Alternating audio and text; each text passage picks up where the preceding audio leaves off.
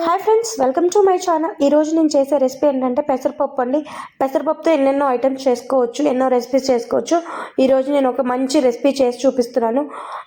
పెసరపప్పుతో నేను వచ్చేసి పెసరపప్పు పప్పు చేస్తున్నాను.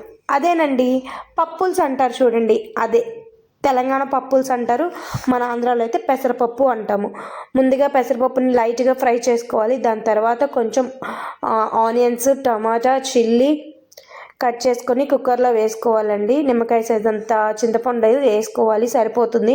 తర్వాత మనం పప్పులోకి కొంచెం ఉప్పు, పసుపు, కారం, మనం పప్పు ఎలా కందిపప్పు అయితే ఎలా చేసుకుంటామో లైట్గా అలా చేసుకోవాలి. దీంట్లో కొంచెం డిఫరెన్స్ ఏంటంటే మనం బాయిల్ చేసుకోవాలి, హాట్ వాటర్ని బాయిల్ చేసుకోవాలి. అది కొంచెం డిఫరెంట్గా ఉంటుంది. టేస్ట్ కూడా చాలా డిఫరెంట్గా ఉంటుంది, టేస్ట్ కూడా చాలా బాగుంటుంది ఈ పెసరపప్పు. మీరు ఎప్పుడైనా తిన్నారా? తిని ఉంటే కామెంట్ సెక్షన్లో కామెంట్ చేయండి. బై ద వే, నా ఛానల్ ఫస్ట్ టైం చూస్తే ప్లీజ్ నా ఛానల్ని సబ్స్క్రైబ్ చేసుకోండి, నన్ను సపోర్ట్ చేయండి. చూసారు కదా, మనకి ఎంత పప్పు కావాలో అంతవరకు కొంచెం వాటర్ వేసుకొని మెదుపుకోండి చక్కగా. ఈలోపు మనం తాలింపు కోసం తాలింపు దినుసులు రెడీ చేసుకుందాం. పప్పు చూడండి ఎలా కాగుతుందో. ఈలోపు ఎండుమిర్చిని మనం లైట్గా ఫ్రై చేసుకుందాం. చిల్లీ కూడా నేను బారుగా కట్ చేశానండి, మీరు కూడా అలా కట్ చేసుకోండి, చాలా బాగుంటుంది.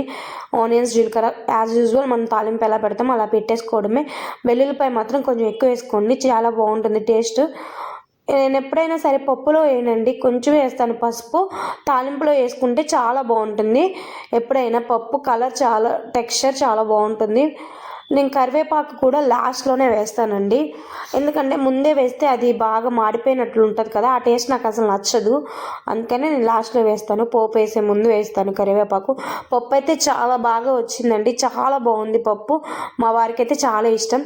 కందిపప్పుతో తింటే గ్యాస్ పట్టిద్ది అంటారు కదా, అలాంటి వాళ్ళ కోసం ఈ పెసరపప్పు తినండి, చాలా మంచిది, చాలా బాగుంటుంది. టేస్ట్ వైజ్గా కూడా చాలా బాగుంటుంది. దీంట్లో కాంబినేషన్ అప్పడాలు చేశాను.